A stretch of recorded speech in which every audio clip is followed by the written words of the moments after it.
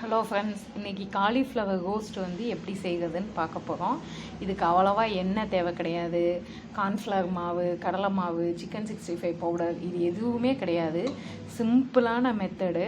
ஆனால் ரோஸ்ட்டு செய்யலாம், சூப்பராக டேஸ்ட்டாக இருக்கும். இது நீங்கள் சாம்பார் சாதத்துக்கு வச்சு சாப்பிடலாம், ரசம் சாதத்துக்கு வச்சு சாப்பிட்லாம், தயிர் சாதத்துக்கு வச்சு சாப்பிட்லாம். அது எப்படி சொல்கிறது, ரொம்ப கிறிஸ்பியாக இருக்காது, பட் வந்து நல்லா ட்ரை ரோஸ்ட்டாக இருக்கும். நம்ம வந்து எண்ணெயில் போட்டு ஃப்ரை பண்ணுற மாதிரி அப்படி இல்லாமல் நல்லா சூப்பரான ட்ரை ரோஸ்ட்டாக உங்களுக்கு நல்லா இருக்கும். பசங்களுக்கும் வந்து ரொம்ப விரும்பி வந்து சாப்பிடுவாங்க.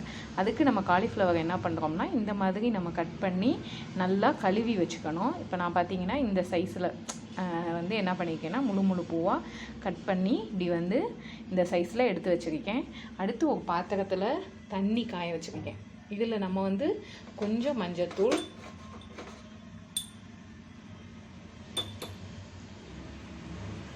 அடுத்து உப்பு,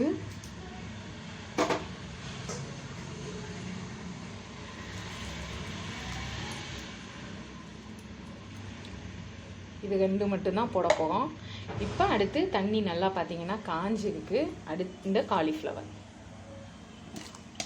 தண்ணி வச்சு தண்ணி காஞ்சோடனே மஞ்சத்தூள், உப்பு, காலிஃப்ளவர் இதை நம்ம ஆட் பண்ணிக்குவோம். பண்ணிவிட்டு இப்போ நமக்கு காலிஃப்ளவர் ஒரு 5 நிமிஷம் இந்த தண்ணியில் வந்து நல்லா கொதிக்கட்டும்.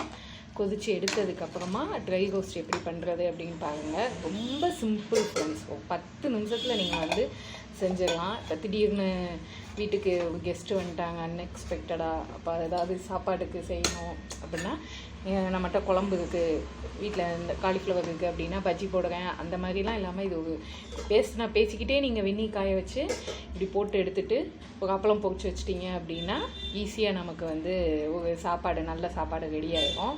இது நீங்கள் சாம்பாரோடையும் வச்சு சாப்பிட்லாம், ரசத்தோடையும் வச்சு சாப்பிட்லாம், தயிர் சாதத்தோடையும் வச்சு சாப்பிட்லாம். இப்போ இது நம்ம 10 நிமிஷம் இல்லை ஒரு 5 நிமிஷம் வரைக்கும் நல்லா கொதித்து வரட்டும்.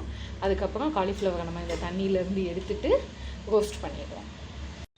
இப்போ காலிஃப்ளவர் பார்த்திங்கன்னா நமக்கு நல்லா வெந்துருச்சு.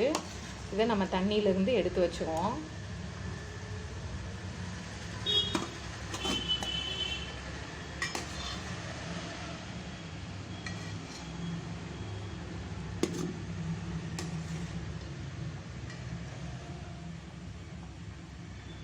பார்த்திங்கன்னா அப்படியே முழு பீசஸாக இருக்கும். எதுவுமே ஆட் பண்ண போகிறதில்ல ஃப்ரெண்ட்ஸ். மஞ்சப்பொடி, உப்பு போட்டு வேக வச்சுருக்கோம். இப்போ எப்படி ட்ரை ரோஸ்ட் பண்ண போவோம்னு பார்க்குங்க.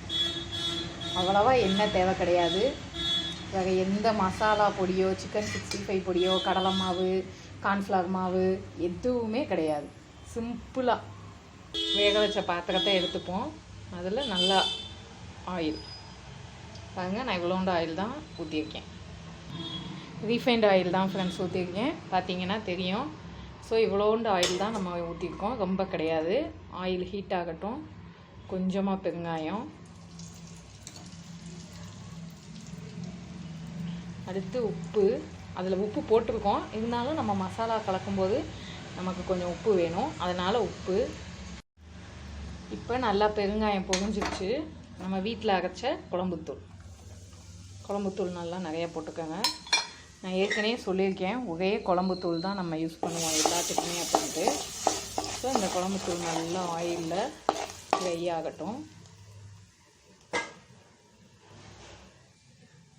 இப்போ நம்ம வேக வச்சு எடுத்த காலிஃப்ளவரை ஆட் பண்ணிப்போம். ஆட் பண்ணிவிட்டு அப்படியே ஸ்டவ் சிம்மில் வச்சுருங்க. வச்சுட்டு இப்படி லைட்டாக பரட்டி மட்டும் விடுங்க.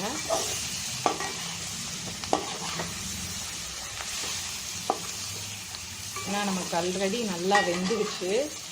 ஜஸ்ட் இப்படி நம்ம பரட்டி மட்டும் விட்டால் போதும் ஃப்ரெண்ட்ஸ்.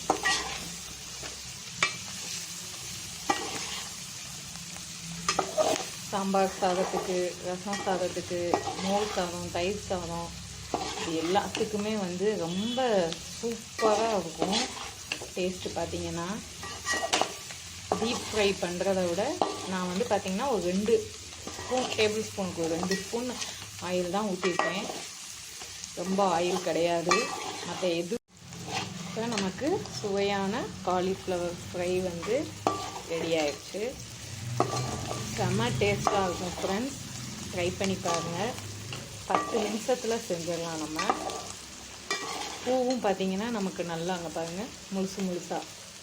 நீங்கள் ஜஸ்ட் இந்த மாதிரி பரட்டி தான் ஃப்ரெண்ட்ஸ் விடணும். நடுவில் இப்படி போட்டு கட் பண்ணிங்க அப்படின்னா பூ வந்து உடஞ்சிடும். ஸோ இப்போ உங்களுக்காக வேணால் நான் காட்டுறேன் அது எந்த அளவுக்கு வெந்திருக்கு அப்படின்னு தெரியறதுக்காக. ஸோ இப்போ பாருங்களேன், இது வந்து எவ்வளோ தூரம் பாயில் ஆயிடுச்சுன்னு. இப்போ பாருங்கள், லைட்டாக நீங்கள் இப்படி ஊடால் கட் பண்ணிங்க அப்படின்னாலே அப்படி பீசஸாக என்ன ஆயிடும் அப்படின்னா பூ வந்து நமக்கு உடஞ்சிரும். ஸோ உங்களுக்கு காட்டுறதுக்காக இப்படி பூவை காமிக்கிறேன் பாருங்கள். அந்த அளவுக்கு நமக்கு வந்து என்ன ஆயிடுச்சு அப்படின்னா வெந்துருச்சு. ஸோ அப்போ நம்ம என்ன பண்ணணும், இந்த மசாலா இறங்குறது மட்டும்தான் நமக்கு வேலை. ஸோ எண்ணெயில் போட்டு பொரிச்சு எடுக்கிறத விட மற்ற மாவு பசங்க வந்து சிக்கன் 65 பவுடர் போட்டால் தான் சாப்பிடுவேன் அப்படின்னு சொல்லுவாங்க.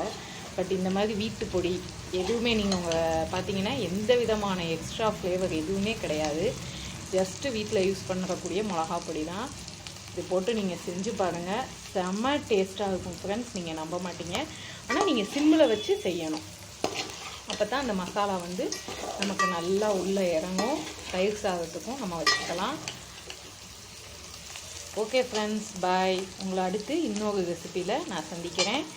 அது வரைக்கும் என்னோடய சேனல் பிடிச்சிருந்தா லைக் பண்ணுங்கள், ஷேர் பண்ணுங்கள், சப்ஸ்கிரைப் பண்ணுங்கள். உங்கள் கமெண்ட் அண்ட் சஜஷன்ஸையும் எனக்கு கண்டிப்பாக இன்ஃபார்ம் பண்ணுங்கள். Bye friends.